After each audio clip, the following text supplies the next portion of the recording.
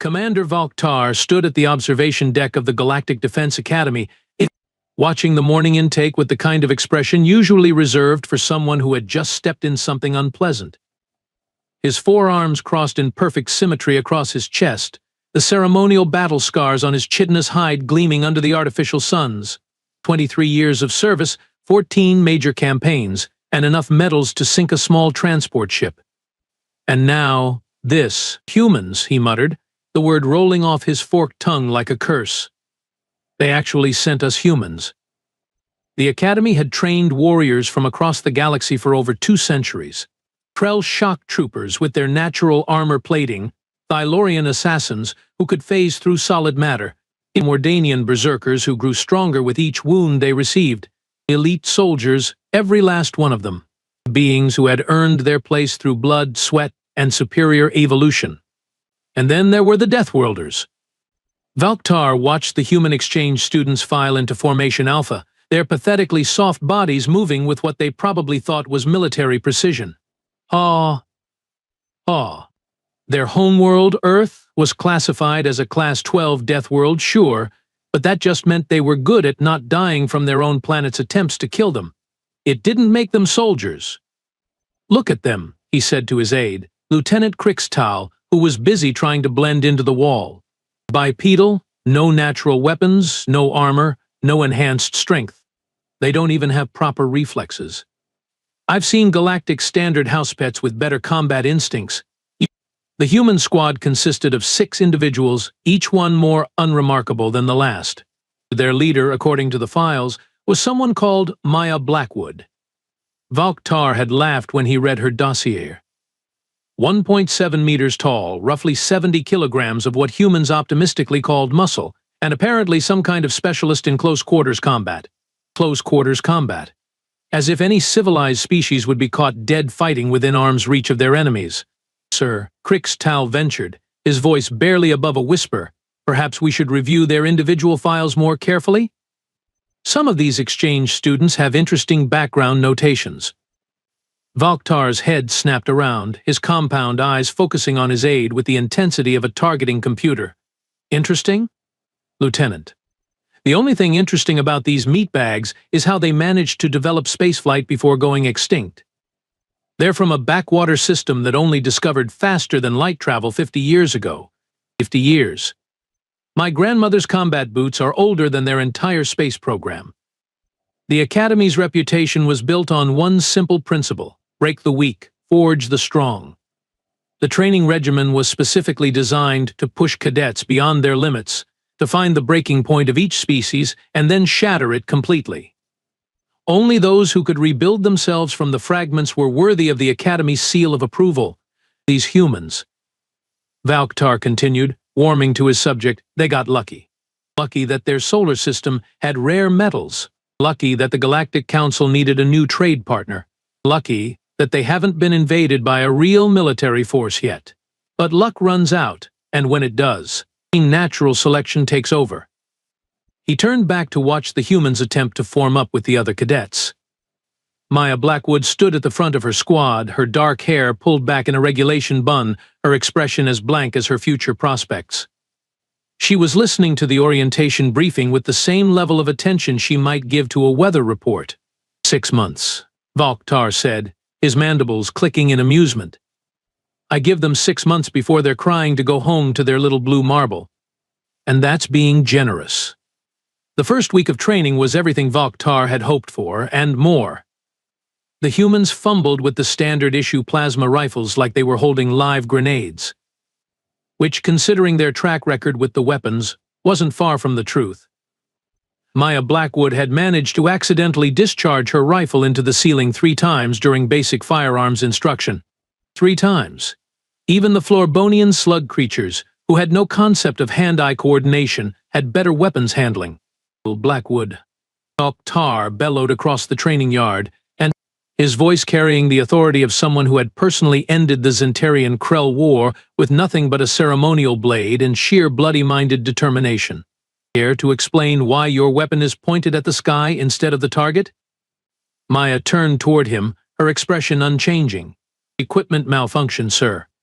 The trigger sensitivity is calibrated for species with different muscle fiber density. Equipment malfunction. Of course it was. Valk-Tar had heard every excuse in the galaxy during his 23 years of service, but humans seemed to have a particular talent for creative explanations of their own incompetence. He'd earned his reputation fighting the Krell Empire during the Outer Rim conflicts, where a single mistake meant becoming decorative paste on an asteroid. These soft-bodied mammals wouldn't last 5 minutes in real combat. The other cadets were starting to notice. Throcknell, a Krell battle spawn whose family had personally killed over 300 Zentarians during the war, made a point of laughing whenever the humans struggled with their equipment. The Thylorian infiltrators whispered among themselves, no doubt planning some elaborate prank. Even the normally disciplined Mordanian warriors were allowing themselves small smirks of superiority. Perhaps Throcknell suggested during the midday meal, his massive frame looming over the human table, the Deathworlders need equipment more suited to their limitations. Maybe training wheels for their rifles? The entire mess hall erupted in laughter. Every species represented in the Academy found this absolutely hilarious. Except the humans, who continued eating their nutrient paste with the same blank expressions they wore during training exercises. Maya looked up from her meal, her dark eyes meeting Throcknell's three-eyed gaze. "That's an interesting suggestion," she said, her voice as flat as a computer readout. "I'll take it under consideration." That was it. No anger, no wounded pride, no emotional outburst. Just quiet acceptance of the insult. Valk-Tar found this almost insulting in itself. And where was the fire? The righteous fury. Even the most pathetic species usually showed some spark when their competence was questioned. Over the following weeks, the harassment escalated. Training equipment would mysteriously malfunction when humans tried to use it. Their quarters would be searched for contraband at odd hours. Their meal rations would be switched with expired supplies from the emergency stores. Standard hazing procedures, really designed to separate the warriors from the wannabes. Maya and her squad endured it all with the same stoic silence. Valk-Tar began to take personal interest in the situation. As the Academy's senior combat instructor, he had absolute authority over all training regimens. His word was law within these walls, backed by a service record that included the Siege of Krell Prime, the Battle of the Mordanian Gates, and the legendary single combat that ended the war when he defeated Warlord Grix back in personal combat. "You know what their problem is?" he explained to the weekly instructor meeting. "They have no concept of hierarchy, no understanding of their place in the natural order. They come from a world where they're the apex predators, so they think they belong at the top of every food chain." Commander Silneth, the Academy's Thylorian administrator, raised a tentacle in question. "Perhaps we're being too subtle in our approach? Some species require more direct instruction in proper social dynamics." Valk-Tar's mandibles clicked approvingly. "Exactly what I was thinking. These humans need to understand that their little backwater planet doesn't prepare them for galactic reality. They need a demonstration of what real power looks like." The other instructors nodded agreement. The Krell representative showed his approval by slamming his fist through the conference table. The Mordanian delegate simply growled, which in their culture was equivalent to enthusiastic applause. "I'll handle this personally," Valk-Tar announced. 23 years of military service, and these primitives think they can waltz into my academy and pretend to be soldiers. It's time someone reminded them that evolution doesn't care about their feelings. He watched the humans through the observation windows, noting how Maya continued her exercises with mechanical precision despite the increasingly creative harassment from other cadets. Her face never changed expression, never showed frustration or anger. It was almost unsettling. But that just meant she'd break harder when the time came. 3 weeks into the training cycle, Valk-Tar decided it was time for a more hands-on approach to education. The Advanced Combat Simulation Chamber was the Academy's crown jewel, a massive spherical arena where cadets faced holographic enemies in scenarios designed to push them beyond their breaking points. Real pain, real consequences, real terror. The only thing simulated was the enemy's mortality. Today, Valk-Tar announced to the assembled cadets, his voice echoing through the chamber's acoustically perfect dome, We're going to conduct a special demonstration. Blackwood front and center. Maya stepped forward from her squad, her regulation boots clicking against the metal floor with mechanical precision. She wore the standard academy training uniform, adaptive armor that would protect vital organs while still allowing pain feedback, neural interface headset, and full sensory enhancement gear. On her, it looked like a costume she was wearing for someone else's amusement. Gentlemen, ladies, and assorted sentient beings, Balktar continued, gesturing grandly to the crowd of instructors and cadets who were gathering in the observation galleries. Today we're going to see what happens when theory meets reality. When Deathworld arrogance encounters galactic standards. The chamber's holographic systems activated, creating a standard urban warfare scenario. Ruined buildings, scattered debris, and the distant sound of weapons fire. Maya checked her equipment with the same methodical attention she gave to everything else, completely ignoring the growing audience above. Begin standard urban assault pattern, Balktar commanded. Movement drill Alpha 7. And Blackwood? Try not to embarrass your entire species more than absolutely necessary. Maya moved into position and began the exercise. Urban Assault Pattern Alpha 7 was a basic drill that any competent soldier should be able to complete in under 10 minutes. She moved through the holographic cityscape with textbook precision, checking corners, advancing through cover, maintaining proper weapon discipline. And Balktar began his commentary. Notice the inefficient movement pattern he called out to the audience, his voice carrying clearly through the chamber's audio system. Humans apparently learned military tactics from watching their entertainment media. See how she's exposing herself to potential sniper positions? In real combat, she'd be dead 3 times over by now. Maya continued the drill, her expression unchanged. She cleared a building, advanced to the next objective, maintained perfect form according to Academy standards. But Balktar was just getting started. The Deathworld arrogance is truly something to behold, he continued, now pacing around the chamber's perimeter like a predator circling wounded prey. They think that surviving on a dangerous planet makes them warriors. But there's a difference between avoiding death and dealing it. Any Krell hatchling could complete this exercise faster. Throk, now watching from the gallery, roared his approval. The Thylorian instructors were taking notes, probably for future harassment strategies. Even the usually stoic Mordanians were showing interest in the spectacle. Maya reached the drill's halfway point, where she was supposed to simulate treating a wounded comrade while under enemy fire. She knelt beside the holographic casualty, her movements precise and professional. That's when Balktar decided to escalate things.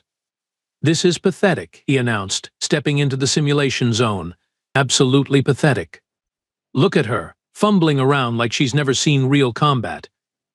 In the Krell War, medics had to work while plasma bolts were actually trying to kill them, not playing pretend with light shows." He moved closer, his forearms gesturing dismissively.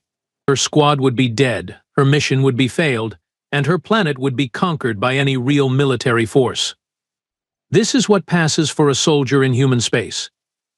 Maya completed the medical simulation and stood to continue the exercise. Her face remained completely blank, showing no reaction to the increasingly personal nature of Balktar's abuse. She shouldered her rifle and moved toward the next objective. "Oh, now she's ignoring me," Balktar said, his voice taking on a mocking tone. "How very professional. How very military.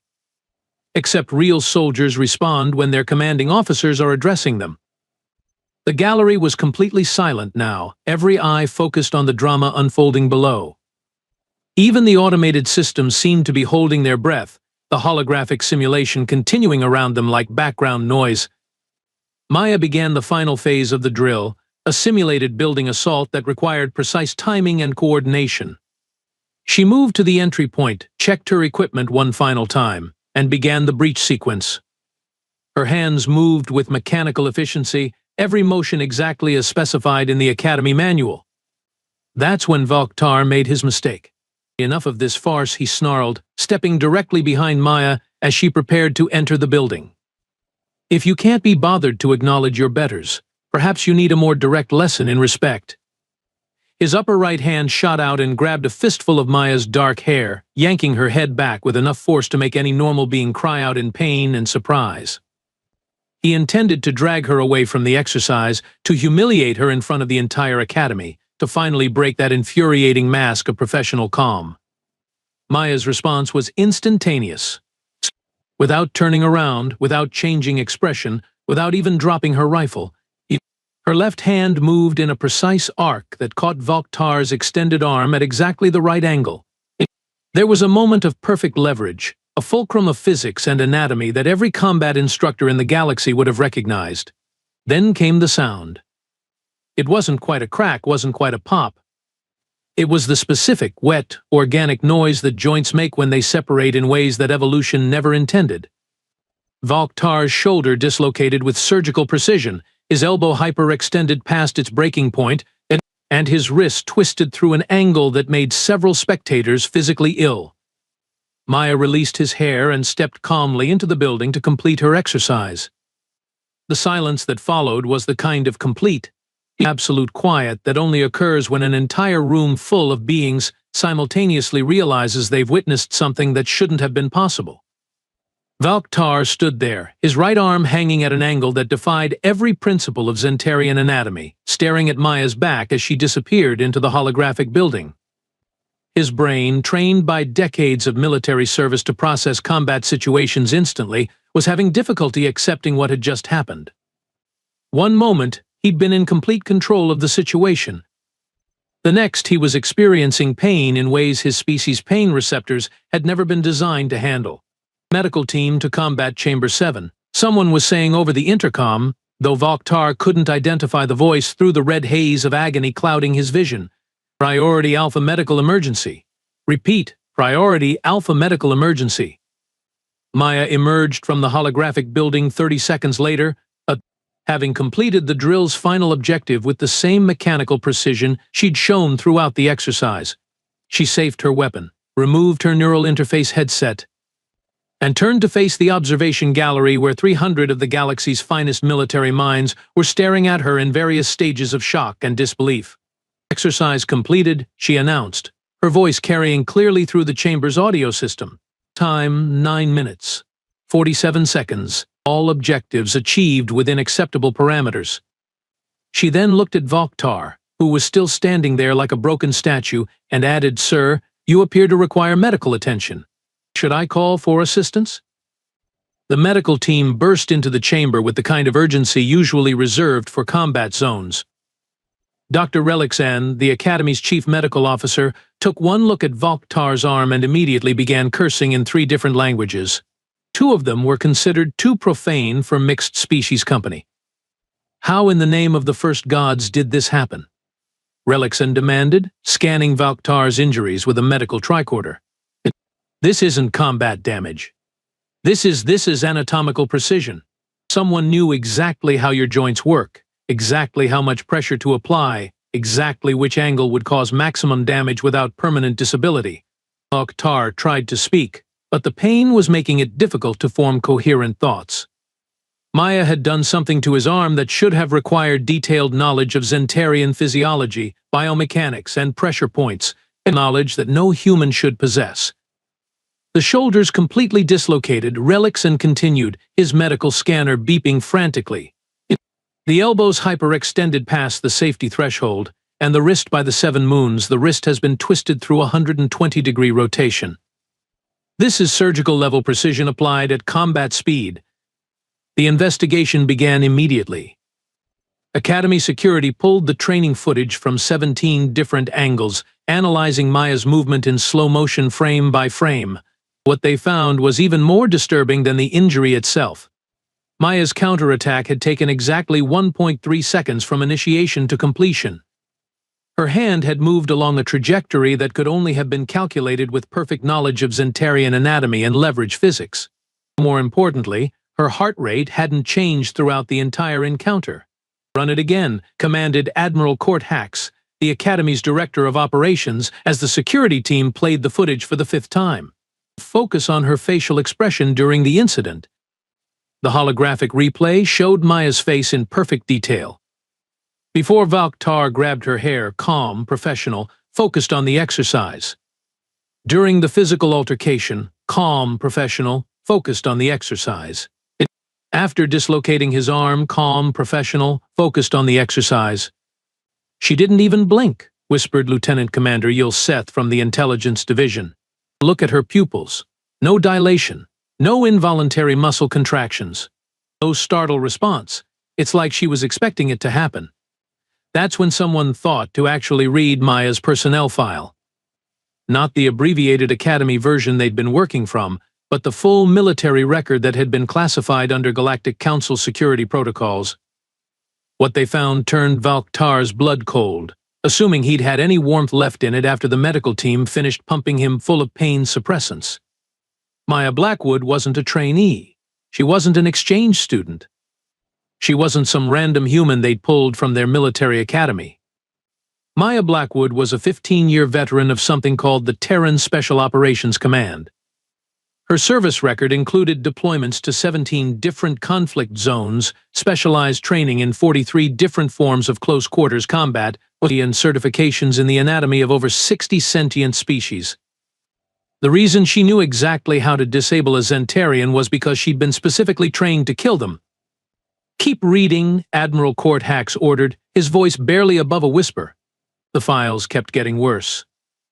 Maya had served in conflicts that weren't supposed to exist, in places that weren't supposed to be mapped, against enemies that weren't supposed to be acknowledged. Her psychological evaluation included phrases like exceptional stress tolerance, compartmentalized emotional responses, and ideal candidate for deep cover operations. But the real revelation came when they cross-referenced the other human exchange students with the Academy's database. Every single one of them was special operations. Not just military. Not just combat veterans. Special operations. The kind of soldiers that governments use when they need someone to do things that officially never happened. Elite operators with kill counts that would make a Krell war chief nervous, and psychological profiles that read like instruction manuals for human weapons systems. "They're not here to learn," Admiral Courthax said finally, the words falling into the briefing room like stones into still water. "They're here to evaluate us." Valktar, now properly medicated and beginning to process the full scope of his miscalculation, felt something he hadn't experienced since the Krell War, genuine fear. Not the healthy wariness that kept soldiers alive, but the deep, primal terror that came from realizing you'd been hunting apex predators while thinking they were prey animals. "Sir," his aide Krixtal ventured carefully, "what do we do now?" Valktar stared at the medical readout showing the precise geometric angles Maya had used to dismantle his arm, and realized he was looking at a mathematical proof of human lethality expressed in bone and cartilage. "Now," he said quietly, "we figure out what they're really here for. And we pray to whatever gods will listen that we're not about to find out firsthand why humans call their planet a death world." 6 weeks later, Valktar stood in the same observation deck where this whole nightmare had begun, watching Maya Blackwood conduct an advanced combat seminar for a group of Krell shock troopers. His arm had healed completely, thanks to the Academy's advanced medical technology, but he still felt phantom pain whenever he looked at her. The policy changes had come down from Galactic Command within 72 hours of the incident. The Human Exchange Program was no longer classified as a training initiative. It was now officially designated as a tactical knowledge exchange, which was military bureaucracy's way of admitting they'd been completely wrong about everything without actually saying so. Maya had been promoted to co-senior combat instructor, a rank that had been specifically created for her since no existing academy position adequately described someone who could disable a decorated war hero without changing expression. She now shared authority with Valktar over all advanced combat training, which meant he got to watch her demonstrate techniques that made his species' 1,000-year military tradition look like children playing with toys. "Today we'll be covering close-quarters combat theory," Maya was saying to the assembled Krell, her voice carrying the same emotionless professionalism that had haunted Valktar's dreams for weeks. Specifically, the concept of biomechanical leverage and pressure point manipulation across different anatomical structures. The Krell, Beings whose idea of sophisticated combat strategy usually involved charging directly at the enemy while screaming were hanging on her every word. Throcknell, the same warrior who had mocked human weakness just weeks ago, was taking notes like an academy freshman. Your species relies heavily on natural armor and enhanced strength, Maya continued, gesturing to a holographic display of Krell anatomy. This creates a vulnerability to attacks that bypass armor entirely by targeting joint structures and neural clusters. Observe. She called up a combat simulation featuring a Krell warrior facing a much smaller opponent. Within seconds, the simulation showed 17 different ways to disable a Krell without penetrating their armor. The assembled warriors watched in fascination as their supposed invincibility was methodically dismantled by precise applications of physics and anatomy. Valktar found himself grudgingly impressed. In all his years of military service, he'd never seen anyone explain combat theory with such clinical precision. Maya didn't teach fighting like an art or a passion. She taught it like engineering, as if violence was simply another problem to be solved through proper application of knowledge and technique. The key principle, Maya explained, is that every physical structure has failure points. Armor protects against direct damage but creates predictable stress patterns. Enhanced strength requires leverage points that can be turned against the user. Natural weapons follow anatomical constraints that can be exploited. She was describing warfare the way an architect might describe building construction, breaking down the fundamental principles that governed how living beings could be efficiently disabled or destroyed. It was terrifying in its cold rationality. "Sir," Krixtal said quietly, appearing at Valktar's elbow with his usual talent for moving unnoticed, "the quarterly reports are ready for your review." Valktar accepted the data tablet without taking his eyes off Maya's demonstration. The reports made for interesting reading. Academy combat efficiency scores had improved by an average of 37% since the humans arrived. Injury rates during training exercises had dropped to near zero, despite the increasingly complex scenarios Maya insisted on running. Most tellingly, recruitment applications had tripled as word spread that the Academy was now offering training from actual Deathworld specialists. "You know what the really frightening part is?" Valktar said, watching Maya demonstrate a technique that could incapacitate a Mordanian berserker using nothing but precise finger pressure. "She's not even trying to be intimidating. This is just how humans approach problems. They study them until they understand exactly how they work. Then they figure out the most efficient way to make them stop working." Krixtal shifted nervously. "Sir, do you think the humans are planning something? Some kind of invasion or conquest?" Valktar considered this for a long moment, watching Maya explain to a group of the galaxy's most feared warriors why their traditional combat strategies were fundamentally flawed. "No," he said finally, "I think they're doing something much worse. I think they're trying to help us become better soldiers." He thought about the human approach to warfare, the cold clinical efficiency with which they dismantled problems, the way Maya had ended his military arrogance with a single precisely calculated movement. Humans didn't conquer through superior firepower or overwhelming force. They conquered through superior understanding. "The galaxy's been looking at this all wrong," Valktar continued. "We thought Deathworlders were dangerous because their planet tried to kill them. But that's not what makes them dangerous. What makes them dangerous is that they survived by becoming smarter than everything that wanted to kill them." Maya finished her demonstration and dismissed the class. The Krell filed out, chattering excitedly about leverage ratios and pressure point calculations. She cleaned up her equipment with the same methodical precision she brought to everything else, then looked up at the observation deck where Valktar was standing. For just a moment, their eyes met. Maya nodded once, a simple acknowledgement between professional soldiers, then returned to her work. Valktar felt that phantom pain in his arm again and realized it wasn't really pain at all. It was respect, mixed with a healthy dose of terror at the implications of everything he'd learned. The galaxy's most dangerous predators, it turned out, were the ones who looked like prey.